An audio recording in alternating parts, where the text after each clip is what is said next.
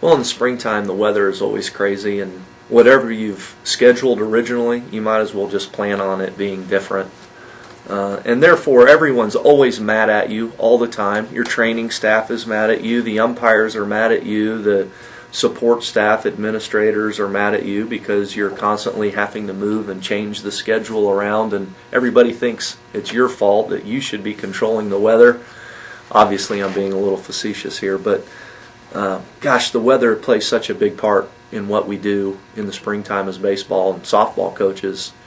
I feel like I'm more of a weatherman a lot of times than I am a baseball coach. Yeah. But we've moved these games from Saturday to Sunday to Friday and Saturday because we've looked at the long-range forecast and we feel like that gives us the best chance of getting these 4 games in. How does that affect your preparation for the weekend? Well, it does affect it, but one thing that we talk with our kids about from day one back in the fall is there is no perfect schedule. There's going to be adversity. There are going to be challenges. We're not always going to be able to take batting practice outside on a beautiful day, and you have to prepare yourself to be inside for batting practice and not have normal schedules and routines that you would like to have on a perfect day. So you have to really, as a player, adapt to the weather and not always having a perfect schedule. You were being facetious about the weather forecasting and all that kind of stuff, but when you play in conditions, it's not just moving around in games, being proactive, trying to avoid weather, but it's also dealing with it during games. How does your team handle that?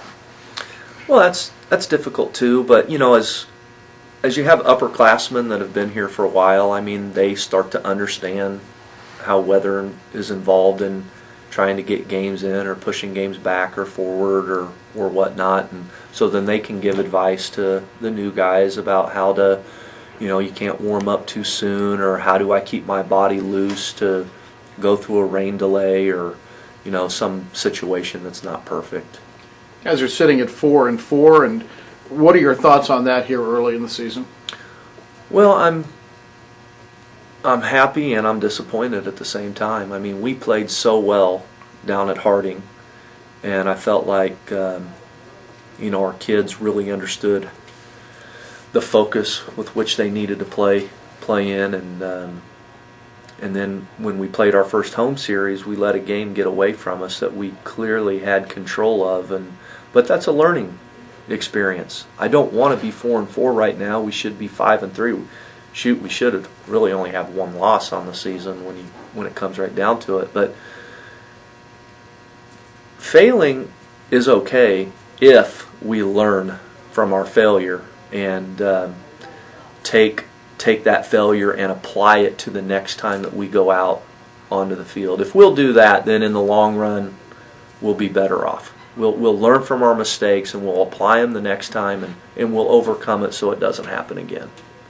People look at your schedule and there are a bounty of games on weekends, not much during the week. Can you talk a little bit about how the NCAA and the move to the NCAA has affected that schedule? Yeah, well, our games we've lost 5 games from going from the NAI to NCAA Division II. We play 5 less. And with our 36-game conference schedule, that only leaves 14 ball games to be played throughout the rest of the season. And what you want to do with the first 3 weeks of the season before you head into conference play is to play, 12 ball games. So really that only leaves a couple of games left to spread out over 2 months. So it's difficult to get a midweek game in. Finally, what do you know about the University of Sioux Falls and how they have done this year?